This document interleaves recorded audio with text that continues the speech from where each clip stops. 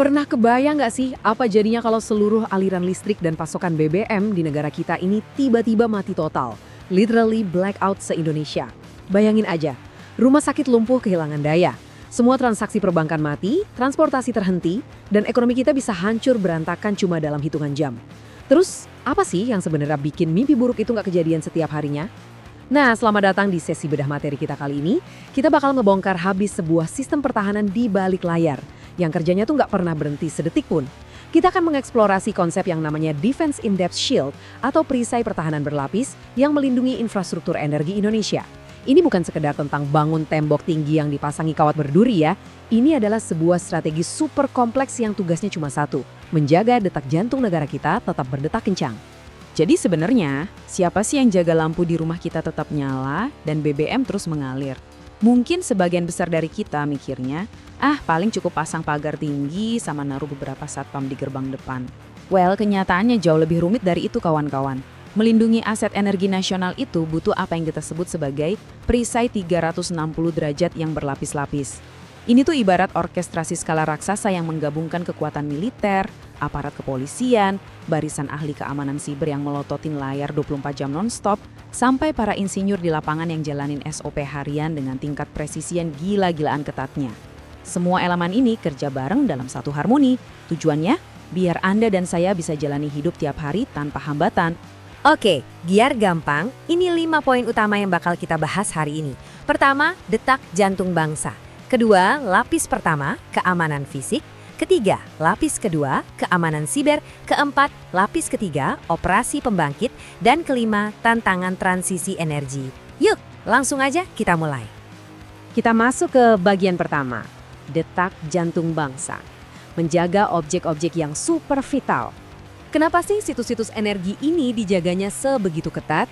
Jawabannya simpel, karena kalau sampai keganggu, dampaknya bakal fatal banget. Poin krusialnya bermula dari satu konsep yang disebut OPVITNES atau Objek Vital Nasional. Ingat ya, ini bukan sekedar label yang asal tempel. Berdasarkan Kepres nomor 63 tahun 2004, OPVITNES itu kawasan yang kalau sampai rusak, dampaknya bisa melumpuhkan keamanan nasional, ekonomi, dan pastinya hidup kita sehari-hari. Kepres ini tuh benar-benar titik balik yang monumental di Indonesia. Kenapa coba? Karena aturan ini ngewajibin transisi besar-besaran. Tanggung jawab keamanan yang tadinya dipegang penuh sama TNI harus dialihkan ke Polri dan manajemen internal perusahaan itu sendiri. Dan tahu nggak yang paling bikin geleng-geleng kepala? Transisi keamanan skala masif ini harus beres dalam deadline yang super mepet, cuma 6 bulan aja. Bayangin gimana repot dan cepatnya mereka harus adaptasi di lapangan waktu itu. Lanjut ke bagian kedua, lapis pertama perisai kita, keamanan fisik. Pasukan terdepan kita nih. Kalau ngomongin lapangan, kita benar-benar ngomongin boots on the ground, alias orang-orang yang jaga perimeter fisiknya secara langsung.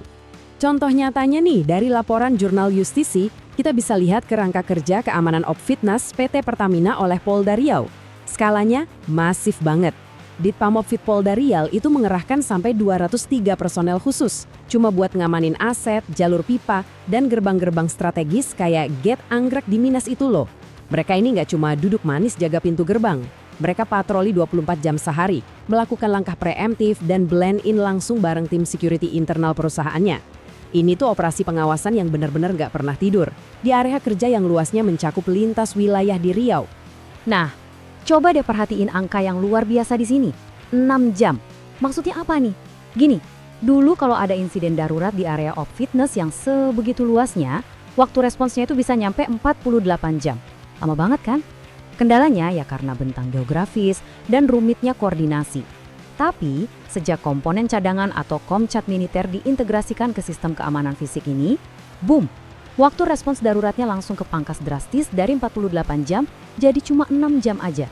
Ini game changer banget sih. Waktu respons secepat ini bukan cuma soal pamer data statistik, tapi benar-benar mencegah kerugian ekonomi yang luar biasa besar dan nyelamatin infrastruktur dari kerusakan yang permanen. Terus, ngapain aja personel Komcat ini di lapangan? Mereka nggak cuma jaga posko, mereka turun langsung patroli di perimeter kritis bareng tim Pertamina. Di Natuna contohnya, mereka ngamanin rig lepas pantai yang nilainya, denger ini, 2 miliar dolar AS. Itu semua buat mencegah penyusupan. Di wilayah-wilayah yang lebih rentan kayak di Papua, mereka jadi garda depan buat ngawal konvoi BBM biar nyampe dengan selamat. Mereka juga dilatih khusus buat deteksi dini segala macam bentuk sabotase fisik. Jadi, sinergi antara Kementerian Pertahanan dan Kementerian ESDM ini benar-benar memastikan semuanya aman, dari rig di tengah lautan lepas sampai jalur pipa di pelosok. Semuanya terlindungi dari ancaman pencurian ataupun penyadapan ilegal. Sekarang kita geser ke bagian ketiga, lapis kedua, keamanan siber, yang jagain saraf digital jaringan. Di era digital kayak sekarang, musuh itu nggak perlu capek-capek manjat pagar berduri. Mereka cukup duduk manis pakai keyboard. Kalau ancaman fisik kan targetnya jelas ya, baja, beton, pencurian alat atau sabotase langsung, kelihatan sama mata. Tapi kalau ancaman siber, mereka ini nyerang sistem saraf digital kita, yang biasa disebut SCADA. Hacker ini nggak nyolong kabel, mereka nembus SCADA buat ngacak-ngacak ambang batas alarm, nahan informasi penting yang masuk ke ruang kontrol, atau, nah ini yang paling ngeri, matiin katup keselamatan dari jarak jauh. Coba bayangin, tekanan turbin di pembangkit terus naik, tapi alarmnya dimatiin dan nggak bunyi sama sekali. Makanya, ancaman siber ini level bahayanya persis atau malah bisa lebih fatal dibandingkan ancaman fisik. Buat ngelindungin sistem saraf digital ini, nggak bisa asal tebak. Butuh framework atau kerangka kerja yang super ketat. Nah, disinilah standar manajemen risiko kayak ISO 31000 main peran. Mulai dari penetapan konteks, identifikasi ancaman, evaluasi risiko, sampai ke penanganan dan pemantauan yang tiada henti. Kalau nggak pakai standar baku kayak gini, operator smart grid tuh ibarat jalan pakai penutup mata. Pas diserang, cuma bisa panik dan bereaksi tanpa arah yang jelas. Terus gimana sih prakteknya di dunia nyata? Tim tanggap darurat biasanya pakai 4 langkah sistematis buat ngunci jaringan SCADA ini. Pertama, mereka mapping detail semua koneksi jaringan, mau itu lokal atau remote. Kedua, mereka analisis titik-titik rentannya. Apalagi di stasiun kendali jarak jauh yang nggak ada orangnya, ini biasanya jadi pintu masuk paling gampang buat hacker. Ketiga, mereka evaluasi seberapa parah risikonya dan bikin simulasi skenario serangan. Dan keempat, langsung ditangani dengan masang tembok baja digital kayak firewall, sistem deteksi intrusi IDS/IPS, dan pastinya nyiapin tim respon insiden yang standby 24 jam. Benar-benar pertahanan berlapis. Tapi, wait, ada satu peringatan kritis di sektor ini. BSN atau Badan Siber dan Sandi Negara ngasih peringatan keras lewat laporan Gulf Insider. Mereka bilang, pendekatan one size fits all atau satu solusi buat semua itu sama sekali nggak mempan buat operational technology OT. Gini, ngamanin sistem teknologi kelistrikan itu beda banget sama ngamanin komputer kantor biasa. Makanya sektor energi kita ini butuh banget pedoman teknis yang spesifik berbasis ISO 27019. Sayangnya, karena regulasi spesifiknya masih kurang, kita sekarang lagi ngalamin yang namanya krisis tenaga ahli siber yang benar-benar paham karakteristik unik infrastruktur listrik. Ini adalah PR besar dan celah keamanan yang lagi dikebut pemerintah buat ditutup. Oke, lanjut ke bagian keempat, lapis ketiga, operasi pembangkit. Ini soal disiplin SOP harian. Di lapisan operasional inti ini, kebiasaan rutin sehari-hari yang nentuin apakah kita bakal beroperasi dengan efisien atau malah kena bencana. Di dalam pembangkit listrik, absolutely zero room for improvisation. Nggak ada tuh yang namanya coba-coba. Semuanya diatur dalam SOP harian yang kaku banget. Mulai dari startup yang butuh sinkronisasi jaringan dan pemanasan turbin pelan-pelan. Terus operasi normal buat pantau beban dan emisi. Sampai proses shutdown yang harus nurunin beban secara bertahap biar sistem nggak kaget. Pemeliharaannya juga super ketat. Ngecek getaran, analisis oli, dan yang paling penting, protokol keselamatan K3 lockout tagout atau LOTO. Kenapa harus sekaku ini? Karena tanpa disiplin baja ini satu kesalahan kecil aja dari manusia, efeknya bisa bikin tekanan termal masif, blackout paksa, atau bahkan kecelakaan kerja yang fatal. Keselamatan di sini tuh literally tentang kelangsungan hidup. Seiring teknologi energi yang makin canggih, kita juga kedatangan infrastruktur baru kayak Battery Energy Storage System, BSS. Ini ibarat power bank raksasa penyimpan energi. Masalahnya, baterai raksasa ini punya resiko kebakaran yang luar biasa ngeri kalau sampai terjadi thermal runaway atau pelarian termal. Makanya, desain keamanannya punya standar tingkat dewa yang mematuhi aturan ketat IEC dan UL. Secara pasif, ada kompartemen tahan api buat ngisolasi setiap kabinet. Terus, proteksi aktifnya, kalau sensor aerosol ngedeteksi panas berlebih, dia bakal langsung nyuntik bahan pemadam khusus bernama perfluoroheksanon langsung ke dalam paket baterai.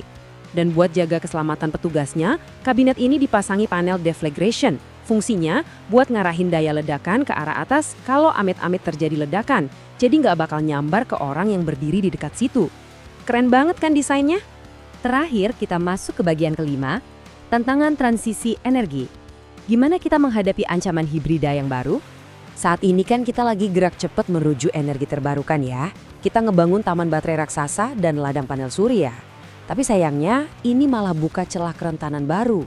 Ancaman kedepannya nggak cuma murni fisik atau murni cyber lagi, tapi gabungan mematikan dari keduanya atau yang kita sebut ancaman hibrida.